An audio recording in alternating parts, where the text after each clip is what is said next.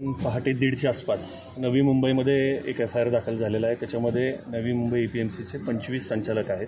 24 नंबरवर नाव आहे ते म्हणजे आमदार शशिकांत शिंदे जे आता सातारा लोकसभेचे उमेदवार आहेत। ही दुसरी FIR आहे, काय सांगाल आपण? मी अजून ती काय पाहिली नाही, पाहिल्यानंतर मी बघतो नक्की कुठल्या गोष्टीमध्ये FIR झाली।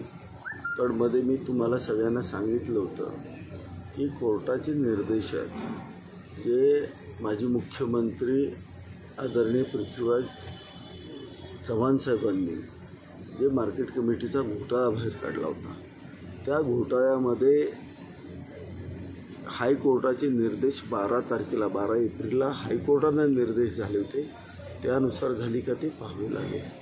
आम्हाला त्याबद्दल अजून तरी काय मी आपणास थोडक्यात माहिती देतो की कलम जी आहे ती 409, 420, 34 अशी कलम आहेत आणि 409 कलम हे लोकसेवकाचा अपहार ह्याच्यामध्ये नॉन बेलेबल कलम लावलेला आहे।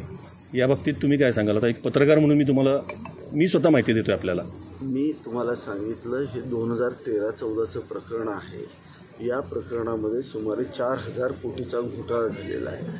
त्यांनी आणि त्यांच्या कुटुंबियांनी चांगले मार्केटचे 45 गाळे हे स्वतःच्या नावावरती 1 लाख रुपये ते गाळा, जो शेतकऱ्यांच्या मुलं मुंबईला गेल्यानंतर त्यांना राहण्यासाठीचं जे हॉस्टेल आहे ते बांधण्यासाठीची जागा होती किंवा ती इमारत होती, किंवा शेतकरी तिथं माल विकायला गेल्यानंतर राहण्यासाठीचं जे हॉस्टेल आहे त्या हॉस्टेलच्या इमारतीचे हे गाळे ह्यांनी लाटलेले। सर किती गाळे आहेत?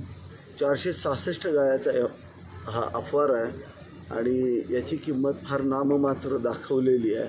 हे शेतकऱ्यांची पण लय लूट आहे, गोरगरीब सामान्यांची लय लूट आहे आणि शासनाची फार मोठी फसवणूक। शिंदे साहेब, आपण वारंवार म्हणत होता फरार आरोपी आणि हा फरार आरोपीला उमेदवार केलेला आहे, म्हणजे तुम्हाला एका अंदाजाने माहीत होतं का की ही मोठी कारवाई होऊ शकते म्हणूनच मी 12 तारखेला सांगितलं, ज्या वेळेला मला हायकोर्टाच्या वेबसाईटवरती त्यांच्या विरुद्धचं जे सायटेशन आलं ते आम्ही वाचलं आणि ते वाचल्यानंतर आमच्या लक्षात आलं की हायकोर्टानं 12 एप्रिल रोजी संपूर्ण त्यांचं कवच कुंडल काढून टाकलेलं आहे। मग मी त्यावेळेला 13-14 तारखेला आपल्याशी प्रेस घेतली आणि त्यावेळेला सांगितलं हा फरार आरोपी हा पवारसाहेबांनी महाविकास आघाडीतून साताऱ्याला दिलेला आहे। चव्हाण साहेबांच्या विचाराचा हा जिल्हा आणि या जिल्ह्यामध्ये असे गुंडगिरी प्रवृत्तीचे आणि त्यातल्या त्या शेतकऱ्यांच्या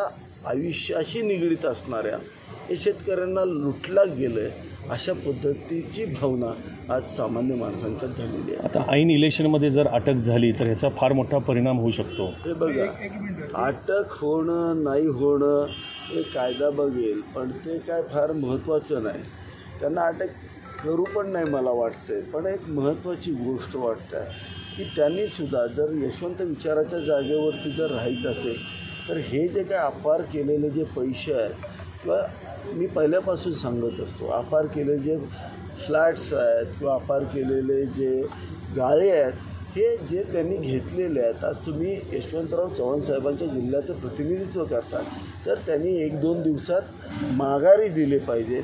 त्यांना अटक व्हावी असं कोणाची इच्छा नाही आहे, पण जे शेतकऱ्यांसाठीचं हे शेतकऱ्यांना त्यांनी मोठ्या मनानं माघारी दिलं पाहिजे ही आमची इच्छा आहे। ठीक आहे।